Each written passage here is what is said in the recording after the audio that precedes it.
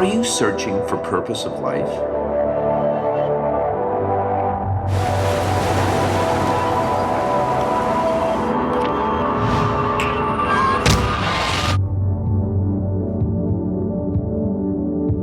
Discover your true identity. Stay tuned to Shalom World.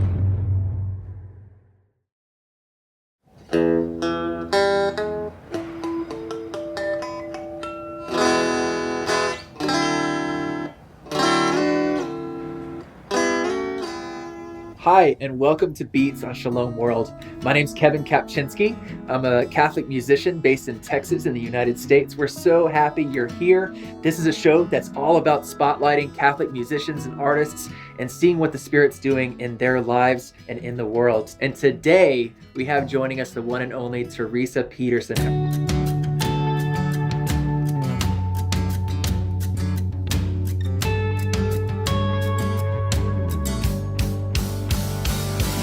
I was speaking life over all of these broken circumstances, knowing I'm going to walk in the breakthrough currently, and I'm going to start rejoicing now. Redemption came to sing out love's endless song. There's been so much heartache, so much disappointment, so much struggle. It has tested my faith in so many other ways. Father of glory and light, you are faithful. I felt like the Lord spoke to me so loudly, it almost could have been audible. That's the reality of what's happening in the domestic church in your life and in my life, and the Holy Spirit's working through us all. Something in my spirit shifted, and I felt like my whole life changed. You bring the dead to life. You are faithful. You are the first and the last. There is nothing more satisfying for me than leading a whole congregation of people, and we're like this whole body, this whole family, and we're all connected, and we're just worshiping the Lord.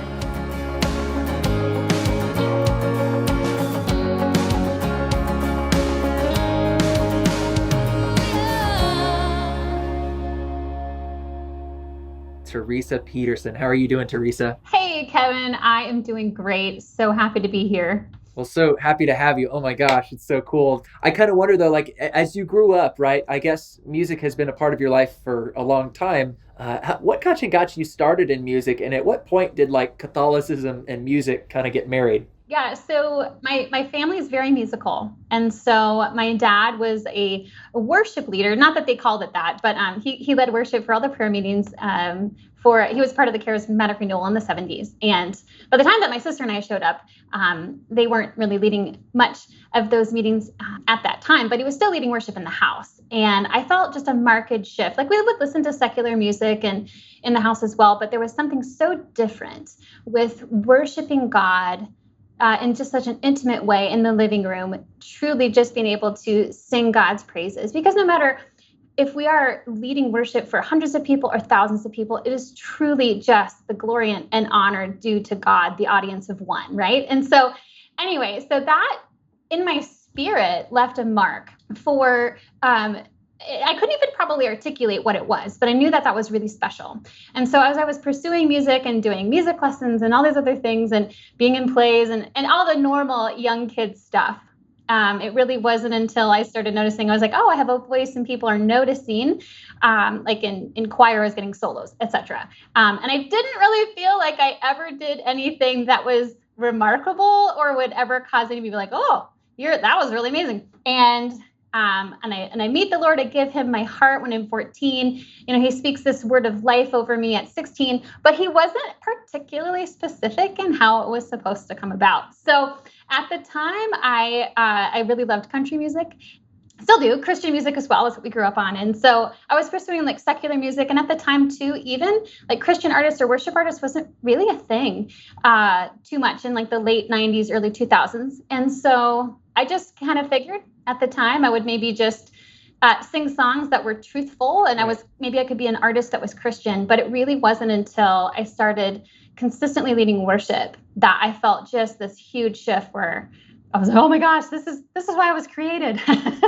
Yeah. That's a long, Wow. windy story. But so I have a lot of love for just really wonderful and art as well. So like a really well-crafted song is amazing. And so then having great craft can lift you to the heights, but then also adding in that element of worship is almost intangible. Our hearts you came to save and give us victory over vice and grave. You changed our history when blood and water flowed. Heaven's love poured down, poured down. 'Cause he makes all things new.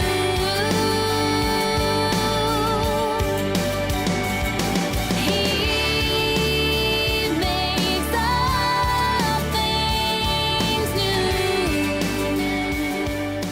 You described this moment. You're at a net retreat when you're 16, right? And you received this like prophetic word from God. What was the arc like, and what were the circumstances by which that happened? So I do remember, so it was a short little weekend retreat in the winter. I want to say it was February.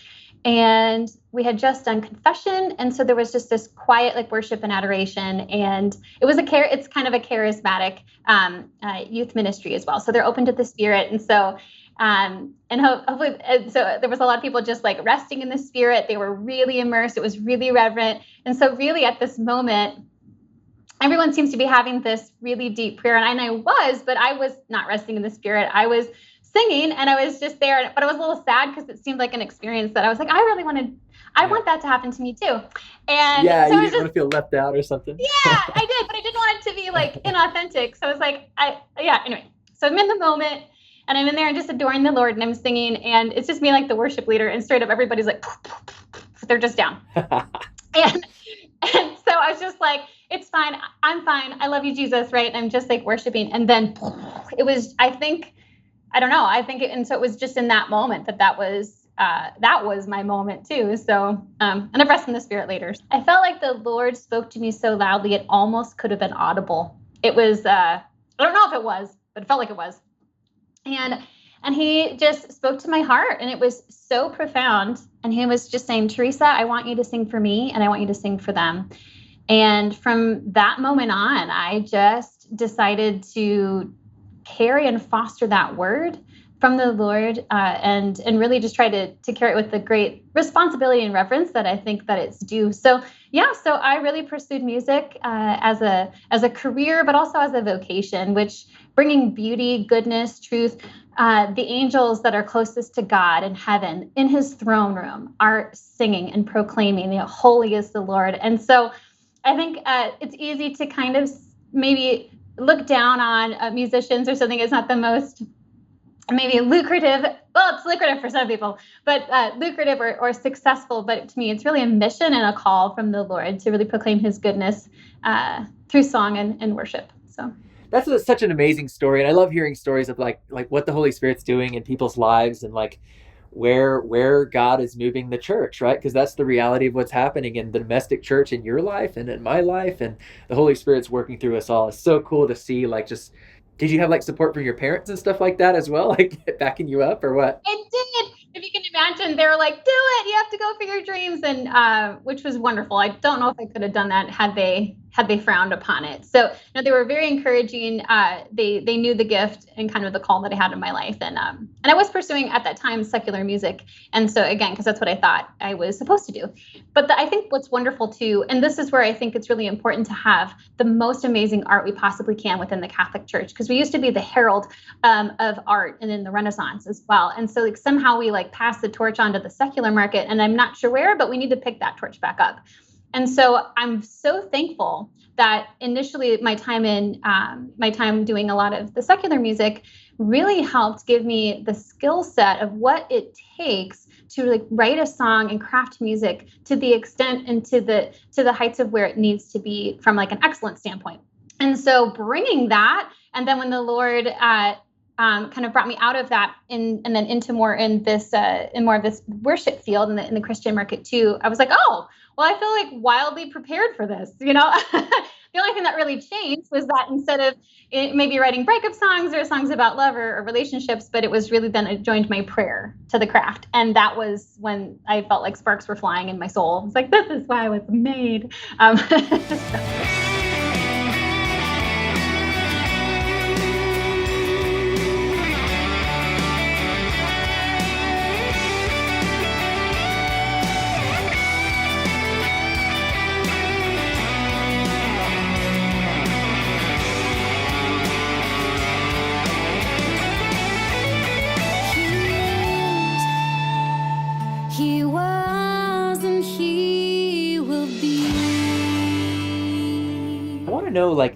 Were there any moments where you felt like God was truly present while you were really in the grind, while you were working, while you were writing?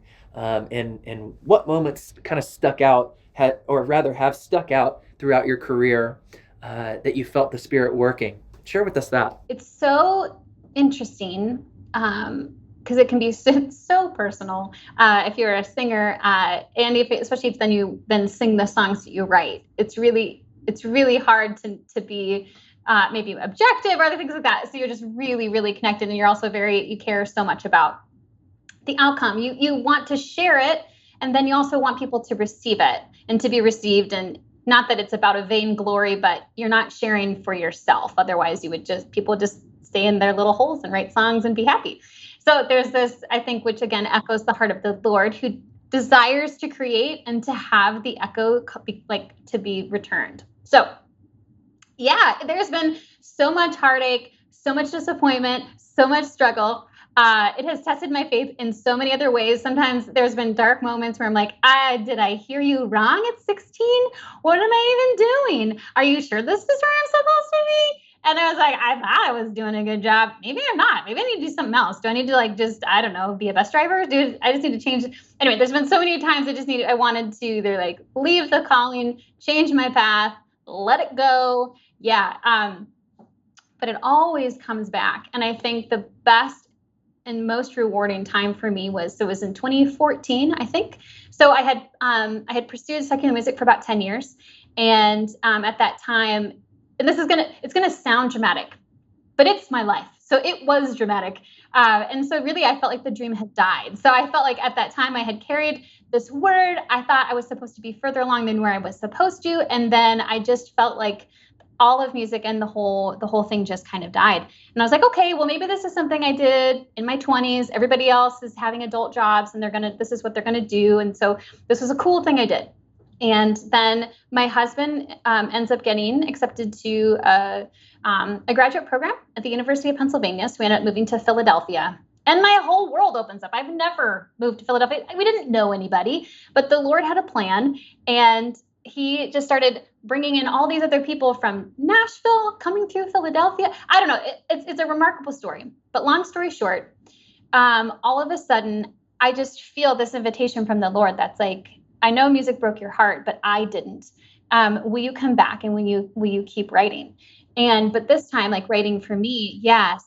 And so I just remember where our little apartment was in downtown Philadelphia was right around the corner from, they called them the Pink Sisters, but they're the Sisters of Perpetual Love. There were pink habits, like Pepto-Bismol pink. They're amazing. Yeah. Anyway, and so they had perpetual adoration. So literally every day, because I didn't have a job right after I moved there. And so every day I went to adoration, my journal. I'm like, oh my gosh, Jesus, I can't believe you're asking me to do this again. I don't even know if this is what I'm supposed to be doing. And you remember how it crashed and burned last time? Anyway, so it was a lot of drama, but it was amazing because it was exactly what I was supposed to do. And so Calling Me Higher, it was one of the first singles off of my my EP, Freely so Fully. Good. Yes. And so that song, that was the first time where I sat down and I was so scared because I'm can I even write songs again? Is this what I'm supposed to do? And I pray, I open up the Bible, start praying with the Psalm 42. And I'm just okay. And that was when the Holy Spirit became my co-writer and we just wrote this song together. And it felt like something in my spirit shifted and I felt like my whole life changed. And give in to the beauty of the breeze blowing by. Keeps calling me higher, higher, as deep calls out to deep. My weary soul grows lighter, lighter, just as the deer longs for the stream you call. You got all these different songs out and stuff like that, and all so good. But what's the most inspirational song for you? That's such an honoring question as an artist. Thank you. So I think Faithful probably is one that's very, very dear to my heart. And I wrote that one specifically, and that whole record too, is really just to really prophesy and over my life and in a lot of barren circumstances to really speak life over these circumstances. And that even though I wasn't walking in the breakthrough that I wanted to see from the Lord, I was speaking life over all of these broken circumstances, knowing that I'm going to walk in the breakthrough currently, and I'm going to start rejoicing now, because even though it hasn't come to completion yet, it doesn't mean that it won't. And so, so I still feel a lot of, it really resonates with me, that message and that intention. And probably also then calling me higher too, but that one was really just sentimental for the resurrection value of it. But Father of glory and light, you bring the dead to life.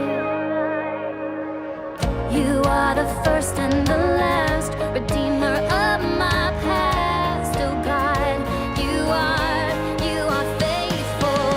Father of glory and light, you are faithful.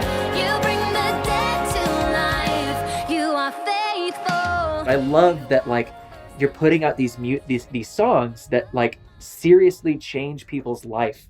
Like, it's incredible, dude. You're amazing. oh my gosh, thank you so much. I think your last project came out in 2018, right? I wanted to ask, what else are you working on right now? What's going on? What's happening in your life? After I released Faithful in 2018, then we actually partnered with Encounter Ministries. And so I ended up being their worship leader for the last 2 years until COVID. They were based in Michigan, so we moved back to Minnesota. And so I was full-time worship leading. We were running huge events. And so that was definitely not a time to create. It was a lot of output. So right. Moving here and kind of being in like the COVID quarantine monastic life, that we all are, everybody has a Carmelite spirituality now. We can deal without, we don't need to see other people. Maybe we're cloistered. And so the last, because if you laugh, you'll cry. But so for me, what was beautiful coming out of that, what I would almost consider a whirlwind of just activity and output, that the Lord brought us to this really quiet, intimate place. And so this past year, and I was really tired. So I was really tired to just be like, oh, okay, I'm just going to sit here, Lord, at your feet. And so for me, I've just been praying with him. I've just been in the secret place, and if there's songs that have been moving me, I'll be worshiping with him. And so I actually am just now beginning to sit back down and to write. But I also have moved along in this process enough and partnered with the Lord long enough that I could sense in my spirit that he wanted me to rest. And I wanted to incredibly lean into that. And which is hard for me because I like to plan, and not knowing the plan or any plan. Even if it's really funny, even that you said about Exodus 2, I was like, yeah, we're still following the cloud. Like we're still wandering around in there. Yes. And so it's just really been a marked season of radical stripping and obedience and simplicity. And so I'm really just getting back and being reconnected again with the audience of one. And of course, everyone's probably been leading worship on Zoom, right? So the Zoom worship sessions, I had to get real comfortable with just like, all right, Jesus, I know there's other people, but you're the only person I can really feeding off of here and worshiping. So it was really great. So I've really just began to write. And so it's for the most part, in the very, very basic beginning stages. If there is a project, because I also told the Lord, I'm like, it's fine. I don't need to do another project if you don't want me to. I just really want to follow your heart, like wherever you want to take me. But I do believe that the next project is definitely going to be worship based. So I love leading worship. Concerts are so wonderful. I love to, to do those kinds of things as well. But there is nothing more satisfying for me than leading a whole congregation of people, and we're like this whole body, this whole family, and we're all connected, and we're just worshiping the Lord in his presence.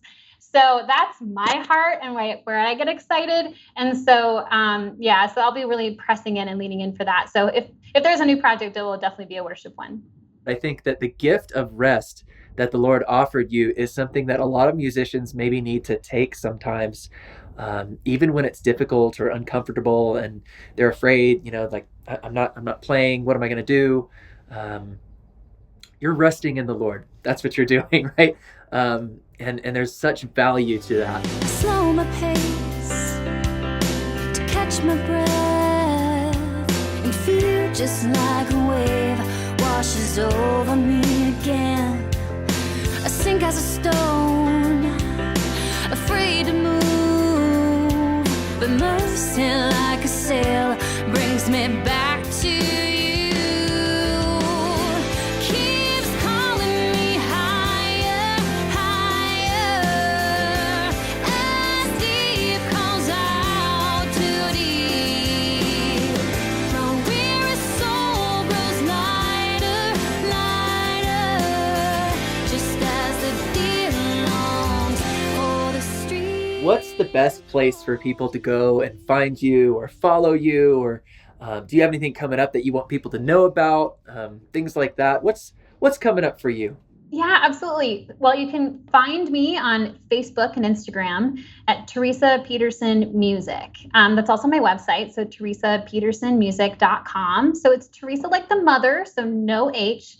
But honestly, any type of spelling that you can come up with and you put it into Google, usually I'm still like one of the first ones that comes up. So I don't even need to spell it out for you. And for the most part, I'm pretty active on Instagram and Facebook. So I usually put out, and if I'm going to be touring or booking, et cetera, et cetera. So we're definitely looking forward to the world opening back up. So we're really looking forward to getting back out on the road and leading worship across the country too. So. You guys, you got to go listen to her music. It's on Spotify. It's on Apple Music, anywhere music can be played. Go check out our website, teresapetersonmusic.com. Thank you so much for being here, Teresa. You're amazing. Your songs are such a gift to people's hearts. And the Spirit is truly working up there in Minnesota through you and through your ministry. Thank you guys so much for joining us on Beats today.